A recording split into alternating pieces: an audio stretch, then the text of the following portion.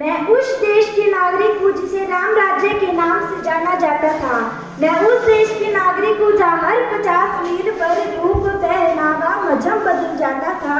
मैं उस देश के नागरिक हूँ जहाँ डाल डाल पर सोने की चिड़िया को पाया जाता था। मैं उस देश के नागरिक हूँ जिसे अपने भूगोल से पहले इस ब्रह्मांड का भूगोल समझ आता था। A very phonetic morning to all of you. This is Bablu Sharma presenting the poem and title is Ram.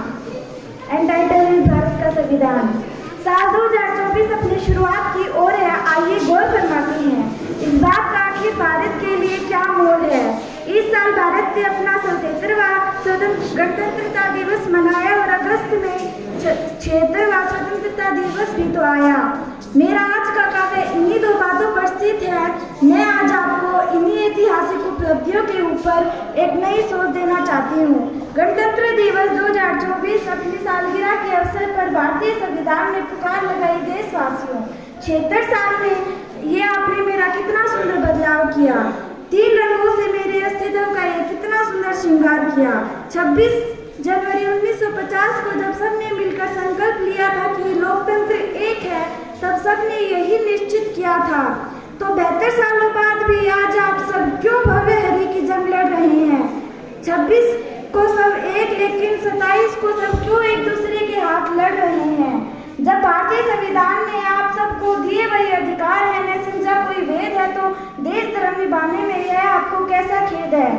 Hind के जवानों ने हमारे लिए सुखी जीवन का निर्माण छोड़ दिया, देश के किसानों ने हमारे लिए अभिमान तोड़ दिया, लेकिन देशवासी भूल बैठे अपना ही धर्म, तो भारत माँ ने अपना ईमान खो दिया। तो मैं आज भारत का संविधान आपको बस इतना ही कहता हूँ कि जिस तरह से आप भारतीय होने का गर्व दिखाते हैं, उसी अधिकार से भारत की प्रतिष्ठा की रक्षा का प्रण लेना और उसी पर चलते रहना। तो बस इतनी सी मेरी सोच गणतंत्रता दिवस की और गणतंत्रता दिवस पर निकलते हैं और आज़ादी के आसमान पर चलते हैं। स्वतंत्रता दिवस ये दिन भी तो हर साल आता है और हर साल थोड़ा देश और आज़ाद हो जाते हैं ना, या नहीं।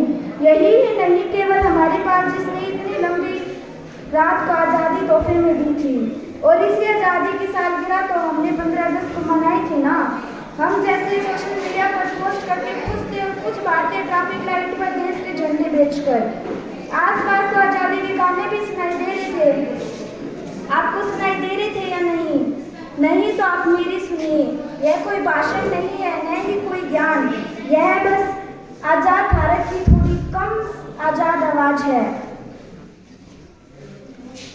आप आजाद हैं तो आप आजाद बनकर रहिए, किसी एक विचारधारा में बंद कर नहीं। अगर सही का साथ देना आसान है तो गलत पर आवाज उठाना मुश्किल भी तो नहीं। इस समाज ने किसी महिला में गलत किया तो झूठा कहा, लेकिन अगर किसी पुरुष ने गलत किया तो क्यों बिना सफाई लिए उस पर हाथ उठा। साहब, यही रूढ़िवादी सोच के लोग गुलामी हैं, और फिर हम इंसान ही तो हैं, भगवान तो नहीं।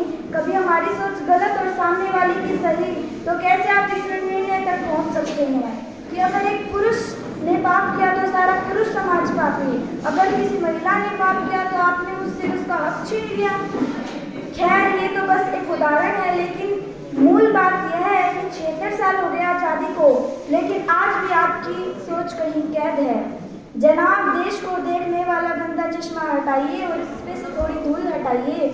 देखिए अपने भारत का ललाट कितना सुंदर है। Thank you and have a nice day.